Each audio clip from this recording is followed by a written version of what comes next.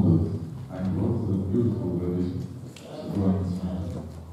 May the Lord bless you and your parents and your endeavors to go to your conference as a group.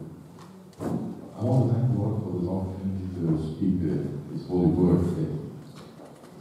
I want to thank the pastor and the elders who have so graciously invited me to the church this afternoon. Unfortunately,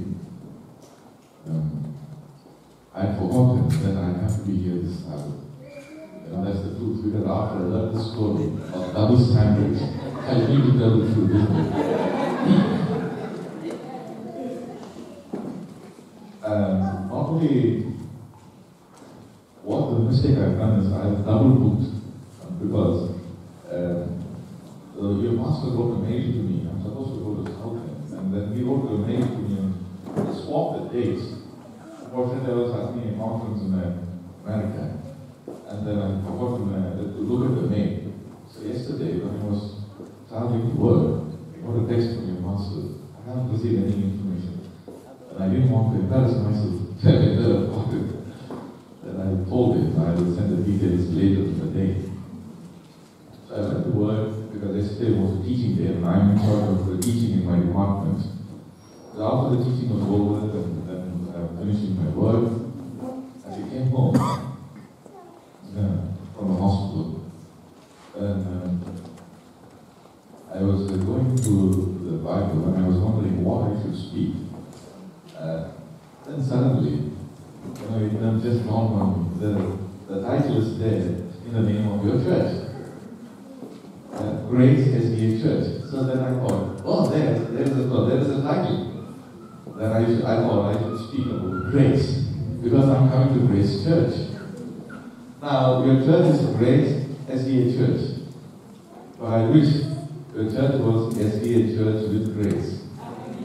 You agree or you don't like it? Okay, SDA Church with grace.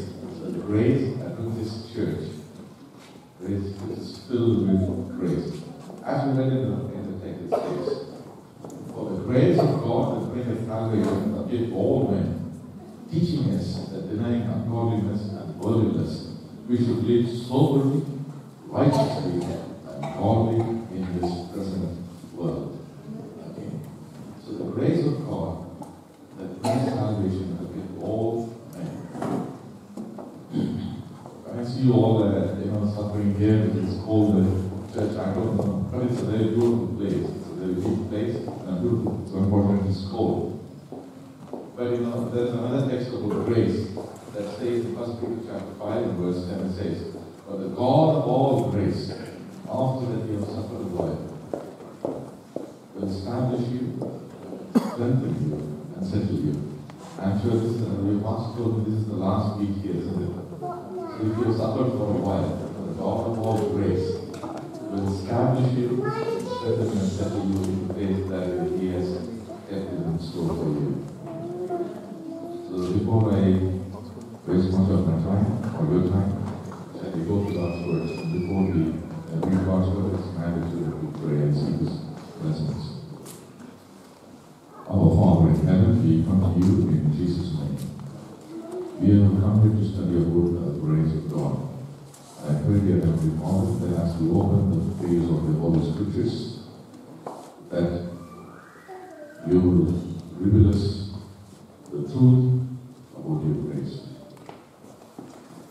Lord, I stand here filthy, unrighteous, and impure, and I'm not worthy enough to speak your holy word.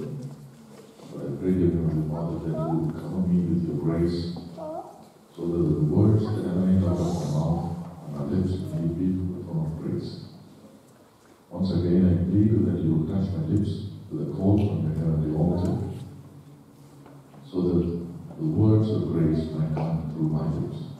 May you bless these words as we go through it. In Jesus' name we pray. Amen.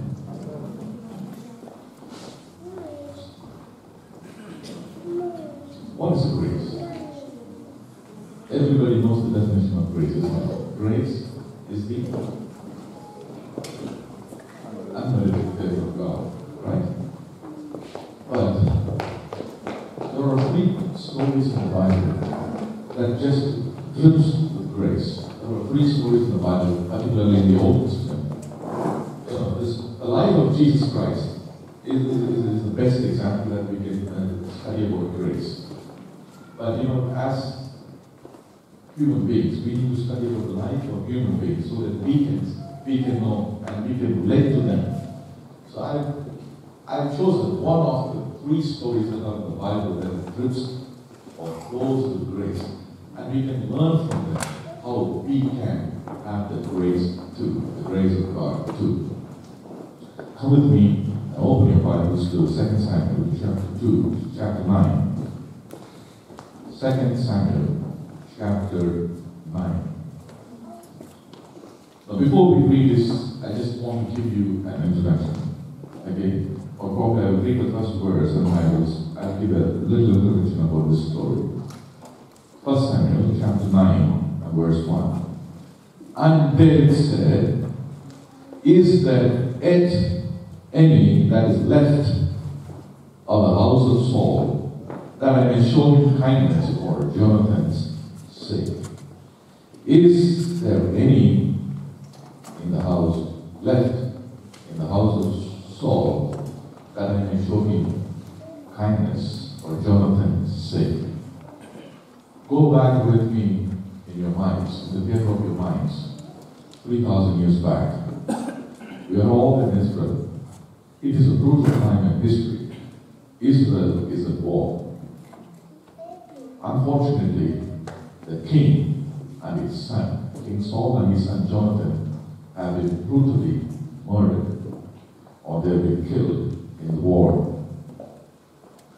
The news of the death of the king and his son Jonathan reaches the capital city, Jerusalem.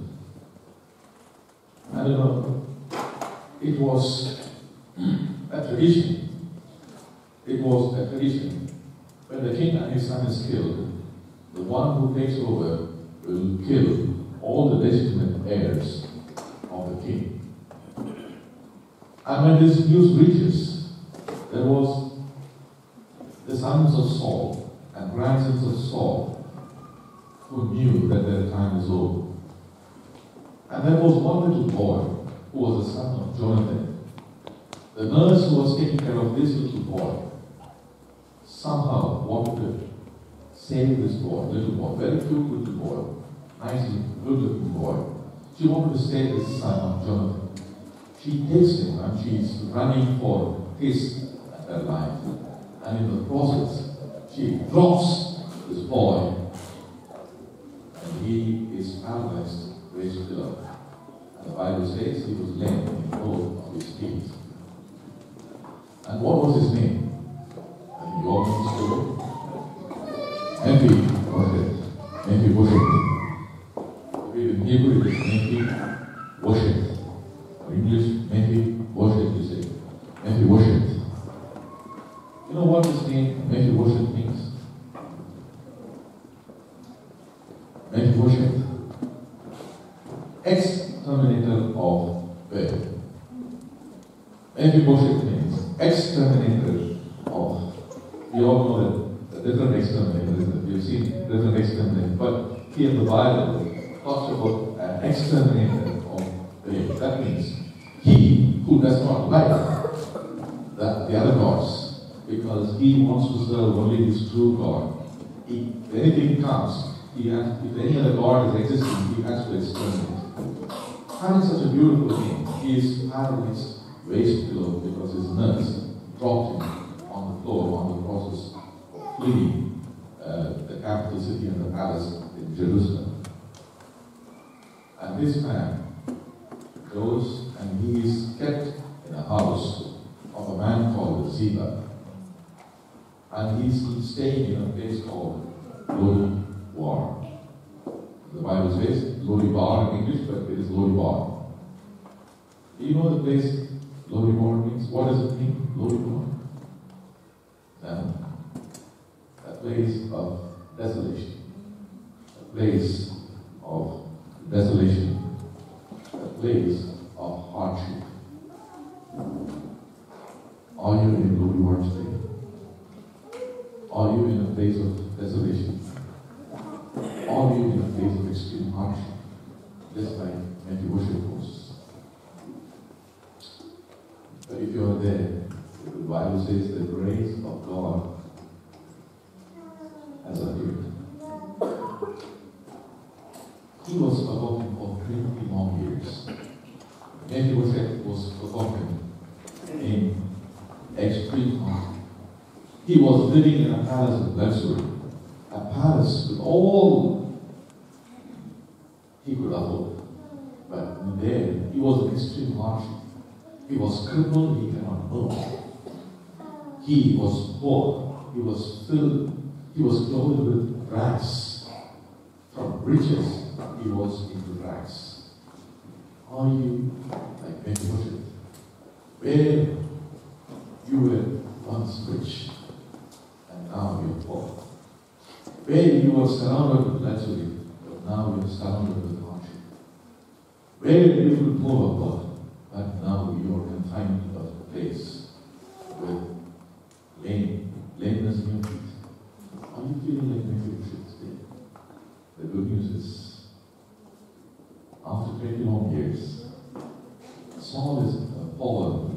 King David is asking one of this beautiful questions that is dripping with grace. Is there anyone in the house of Saul that is left that I may show him kindness for my friend Jonathan's sake?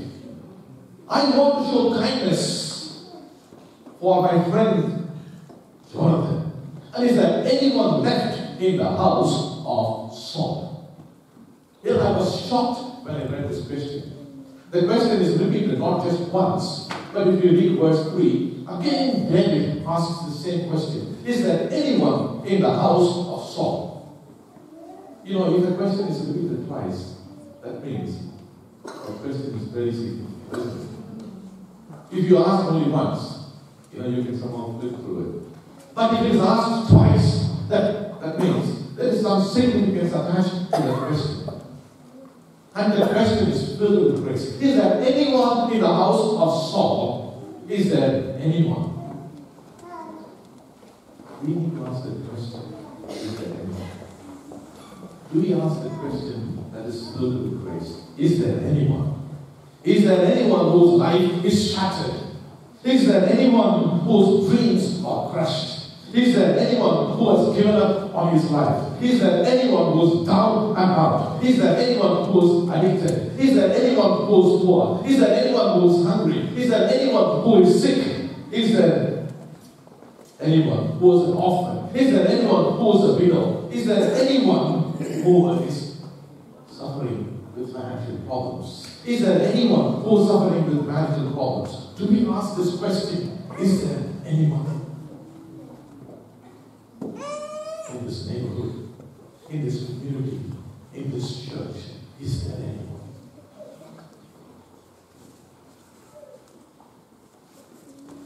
"2,000 years later, King David's great grandson, Jesus Christ, asked the same question. Is there anyone?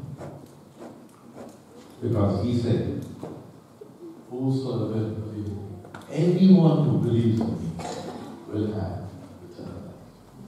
Because he had the grace. Do we have the grace? Because he also said, "Whosoever is thirsty, let him drink of me." And he will never, that's John chapter 4 verse 14, and it will be in him a well of water springing into life. Whosoever, anyone, is there anyone? Is there anyone who is broken? Is there anyone who is in a crisis? Is there anyone dying? Is there anyone who is burdened, just as Sister sang a beautiful song? Cast your burden upon him, Psalm 55 verse 22. Cast your burden upon him. Is there anyone? Is there anyone?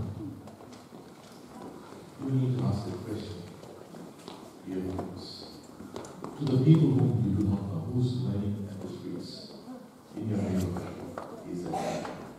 It might be black, it might be brown, it might be white, it might be red, it might be yellow. Is there anyone? And he's asking this question, is there anyone in the house of Saul? And I was shocked to find, why is he asking for the house of Saul? You know, if you read the Bible, King David gave 4 instructions before he passed away to his son Solomon. Do you know what the 4 instructions are? Do you know what the 4 instructions are? The first instruction is, be faithful to God and follow His commandments, and He will be faithful to you. Okay? So sorry, it's not in my message, but I'm just giving it. And the second instruction was to kill somebody. Okay? The third instruction also was to kill somebody. Again? Because the third person, the second person whom he going to kill, he promised you that he is not going to kill. He said, I promise you I'm not going to kill. So but make sure you kill him. He told his son Solomon. And the fourth instruction was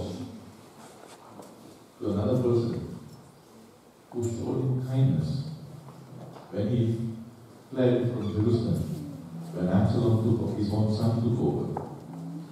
And when he came back, he told him, and when he came back, when he was returning back after Absalom was died, he said, I want you to come back with me because I want to show you kindness.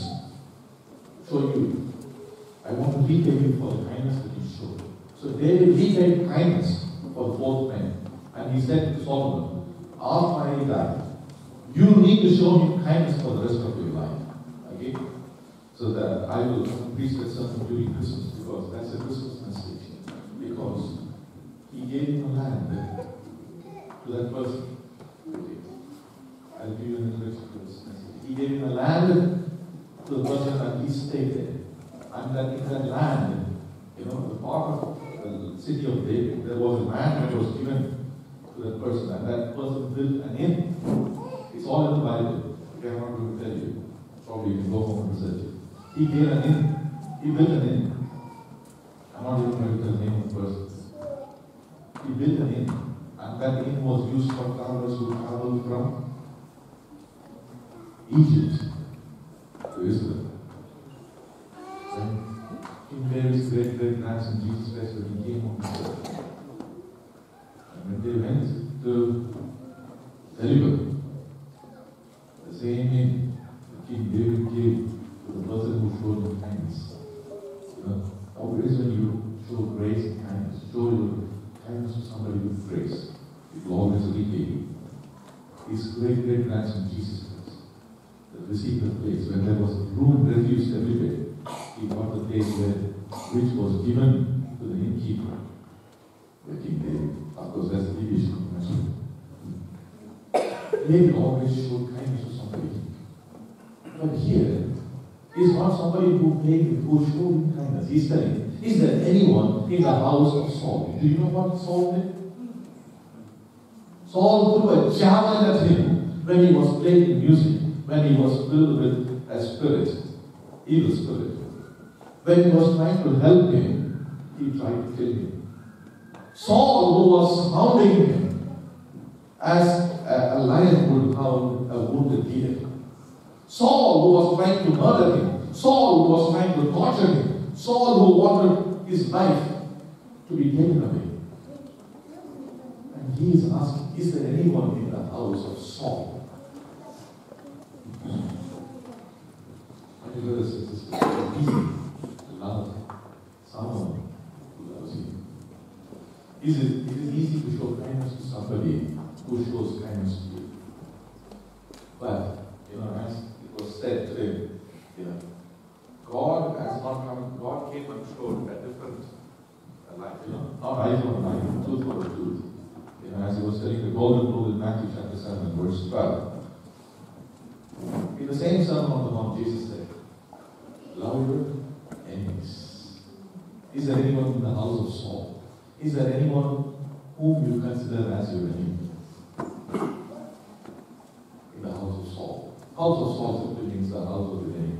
Somebody who does not love you, somebody who does not like you because of your race, like you because of your color, like you because of your educational status, like you because of your financial status. Is there anyone in that kind of a house, in that kind of a situation? Love your enemies, bless them that curse you, do good to them that hate you, and pray for them that despitefully use you. Is there anyone whom you can show grace in the house of Saul?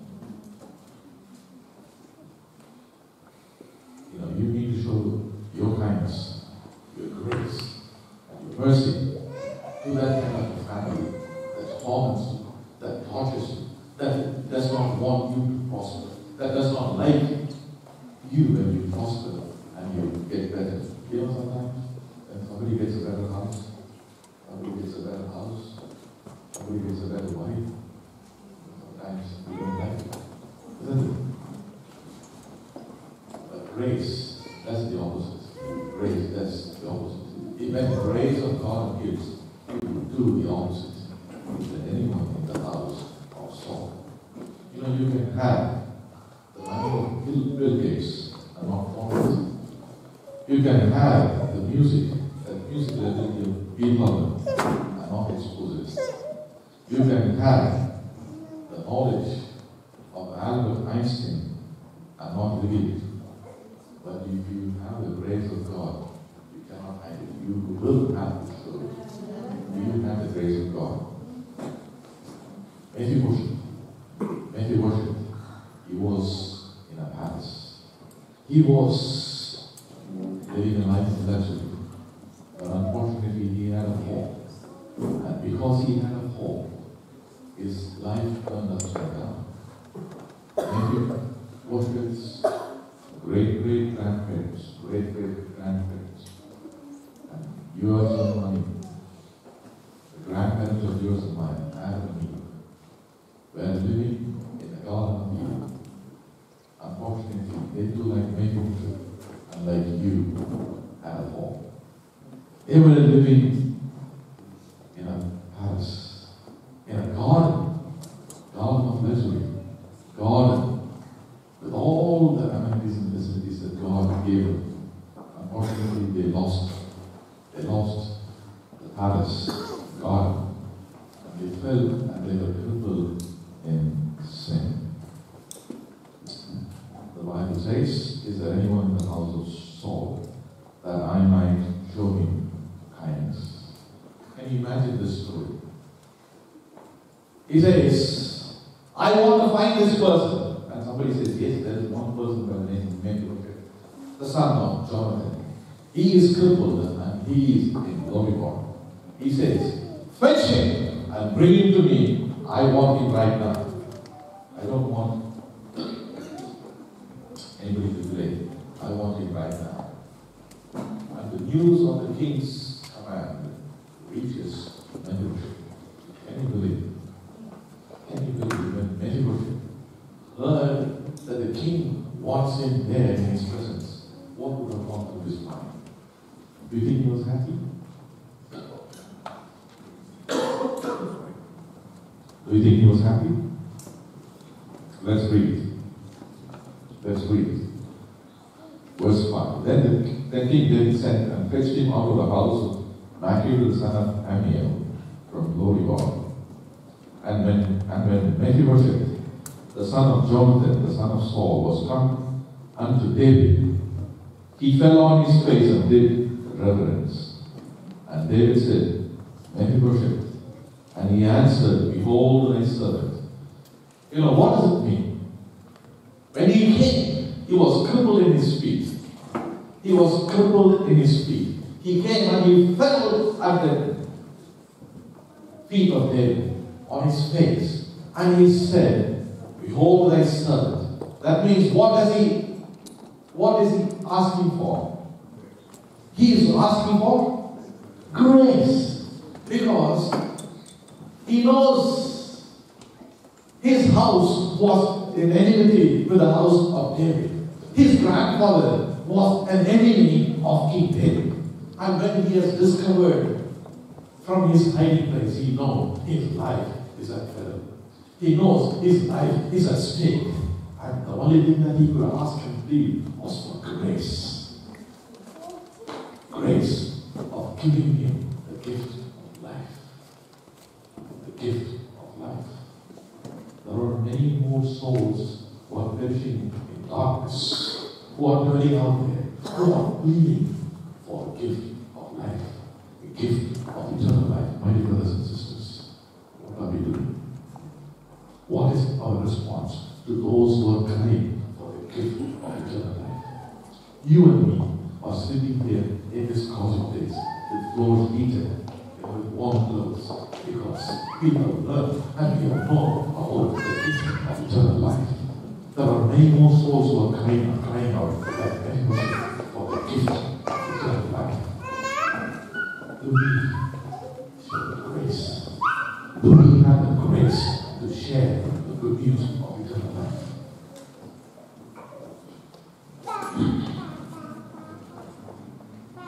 David said, verse 7, David said unto me,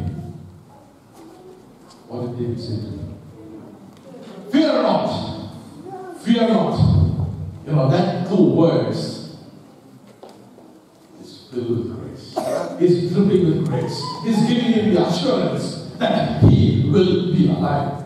That his life is spared. That he will not be touched. That he is going to receive a blessing. Fear not!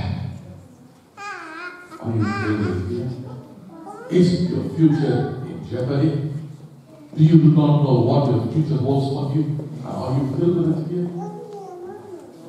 Every time in the morning or in the evening when I come and open the door, I am filled with fear because I'm not sure what kind of a bill is waiting for me at the doorstep. I am filled with fear. I travel to work. I am filled with fear whether I'm not sure whether I will be alive when I reach that end. I am filled with fear because my children are growing up in this country and I'm not sure what they are exposed to. I am filled with fear because I'm not sure what the future holds for me. But the Bible says, Jesus Christ said, he said, fear not. Fear not, Abraham, because I am your shield and exceeding reward. Fear not, Jacob. Fear not, Israel. Fear not, all little flock. Fear not, Mary.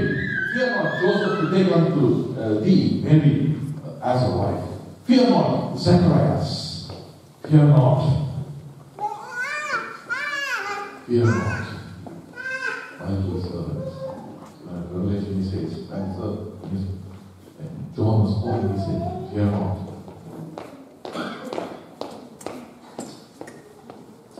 Fear not. King David said, fear not. If you feel with fear, that promise is coming to you. Filled with grace. Don't be afraid. Fear not death, because Jesus said, I am the life and resurrection. Fear not disease, because Jesus said, I am Jehovah the God. I am the one who is your healer. Fear not past, because God says, I have buried your past and I have forgotten. Fear not Satan, because he has been defeated at the cross.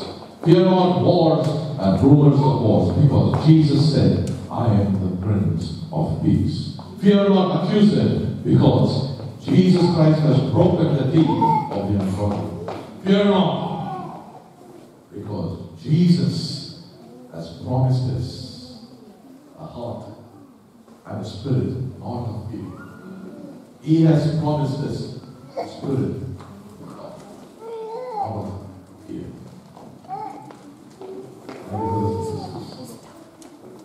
And he says, fear not, for I will show thee kindness, or thy, or Jonathan thy father's sake. And you will be at the ends of the earth, and will restore thee all the land of Saul thy father. When grace comes, then comes restoration. When grace is there, when grace appears, not only fear disappears, but there is also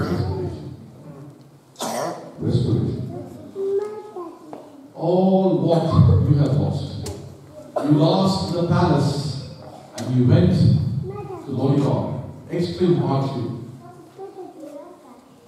you are being restored from your extreme hardship into a life of pleasure back in the palace. You have been living in poverty, clothed with rags. You have been restored. Now you will be clothed in apparel with royal robes. What have you lost, my brothers and sisters? Have you lost your life? Have you lost a relationship with your family members? Have you lost your children? Have you lost financially? Have you lost your job? Have you lost the first love that you had with Jesus? Jesus is promising today, I will restore all that you have lost. Because the grace of God that saves man has appeared. And when grace comes, there is restoration. What was lost in Eden, God restored on the Mount of Calvary. In Eden, life was lost, but in Calvary, God restored eternal life for you and me. In Eden, health was lost, but in Calvary, by His stripes, you were healed. In Eden, paradise was lost, but in Calvary, God restored a mansion and a place for you and for me. In Eden, the fellowship was lost, but in Calvary, Jesus promised, I will never leave you nor forsake you. My dear brothers and sisters, God is a God who will and restore. That's the reason. Ruth chapter 4 verse 5. You know, when Obed was born, he was named as Obed simply because he's a restorer of life. And Obed was great-great-grandfather of King David. And David, he wanted things to restore. And that's the reason when he writes the beautiful shepherd psalm, in Psalm chapter 23 and verse 3, he says, He restores my soul. Because he knows what grace is, because grace restores. He restores my soul. And he wants to show the same grace to his enemy's son. Do you want to be a restorer? Restorer for people who are lost in this world and in this city. Do you want to show the same grace to the others? I want to end with this last word. It says, and you will eat, thou shalt eat, and be able to continue. What grace, my brothers and sisters. He wants his enemy's son to eat at his table. That way, isn't it? Isn't it? Yes? Not only that way, my brothers and sisters.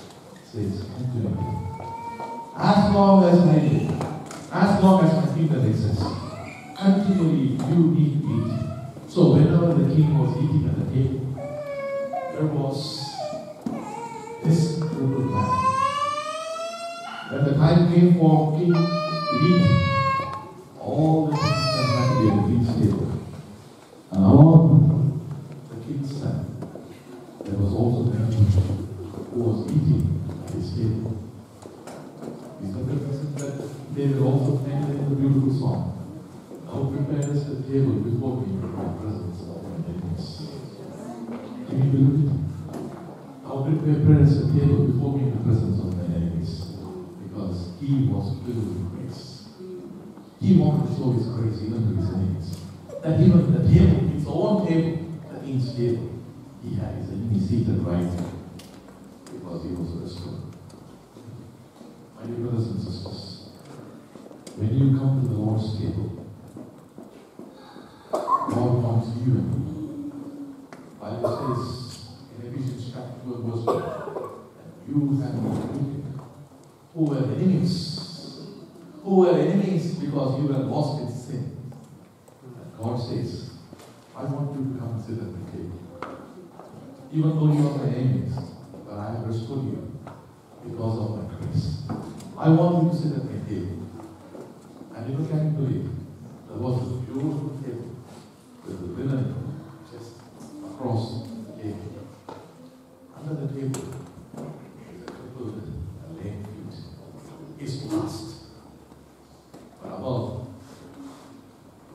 presence. Royal robes, these are Arabian royal robes. When you are at the table, my brothers and sisters, God's grace, His righteousness covers you with us. But you are seated there, restored because of your grace, because of His grace. The grace and His blood has bodied and covered you. You can sit at the table, heavenly table, eat with Him for the rest of the night because of His grace. Do you want everybody seated here to be part of that table?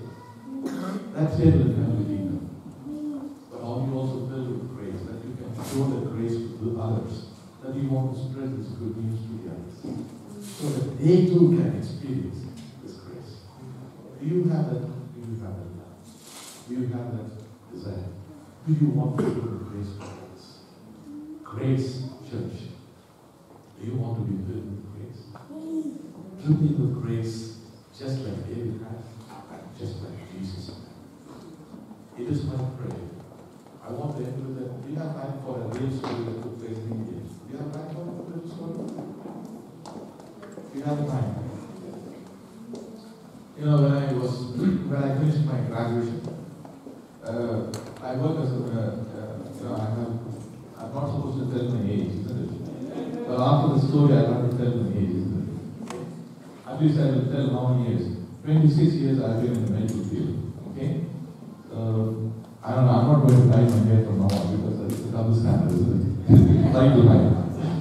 Sorry, but my workplace, they're forcing me to dye my hair. Okay. So, 26 years. So, when I was posted in a hospital, it was in most of our Adventist hospitals in India, or all the Adventist hospitals actually, their mission was to be in the outskirts, isn't it, and to serve the people. So when I was posted in this remote place, I heard a true story that took place in the place, and I was moved. I've never ever broken this story to the case now. Slavery was existing in that place. Some of you do not know what the word slavery means. But slavery existed. And there was a person who was a slave to a master in that place. He was a very rich landlord. And he had a slave. He had many slaves. And there was one slave who was working in his garden. A slave's son is a slave as well, isn't it? He has heard stories from his fellow slaves, colleagues, about the taste of a fish curry. You know what fish curry is? So he has heard about fish curry, but he has never tasted fish curry in his life. And whenever the person who used to tell about the story of the fish curry and the taste of the fish curry, he used to salivate. He used to salivate. Because the taste that he's heard about the fish curry is so tasty that he really wanted to taste. And the desire and the hunger in him grew more and more as he heard about the taste of the fish curry. And the cook used to tell, today the master's house, they are making fish curry. And he used to go as a gardener. He used to work outside. He used to go near the kitchen window. He used to smell the fish curry. And the taste was so delicious. The aroma was so inviting, tempting, that his mouth used to salivate. And he wanted to eat that fish curry. But he never had the opportunity. To cut the story short. One day as the cook was bringing the fish from the market, he knew that this day the master is going to have a fish curry. So he knew, come what may. I've learned about this fish curry for too long. And I've smelled this fish curry for too long. But I never tasted it. I cannot resist it. Come what may, I'm going to taste this fish curry today. So he went. He went. So he was waiting for the cook to finish the fish. Slaves were not supposed to enter the master's house. They were supposed to work outside. So he opened the door from the back and entered the kitchen through the rear door. The cook pushed him. Don't enter into the master's house. You are a slave. You are supposed to be outside. You are prohibited to enter into the master's house. he rolled over the cook and went there. And the cook and he began to fight because if the slave touches, if the cook allows the slave to touch the curry, the master will not eat it, isn't it? So he had a fight in the kitchen. And in the process, he took a knife and he killed it because he was the obstruction. He was the hurdle for him to taste the fish cake. He killed it in the kitchen. And he locked the door. Hearing this commotion and the screaming, all the other servants came there. All the other servants came there. And when he was about to close the door, they just came inside, pushed him. And they had a scuffle and they had a fight. His zeal and his interest to taste the fish curry was so much that he fought with all his might. And he fought everybody, beat them up, pushed them up, and locked the door. The news of this murder reached the police station. From the police station, the police came. He took the big, they call it the steak, big vessel, filled it with the rice, poured all the fish curry the cook had made for the master. He mixed it, and just as he was, he wanted to eat it with all his desire. Goblet. He took it in his hand. He was about to eat. The police shot the door open. Came in, arrested him. He could not even have the time to wash his hands. They arrested him. Took him. The fact is very short.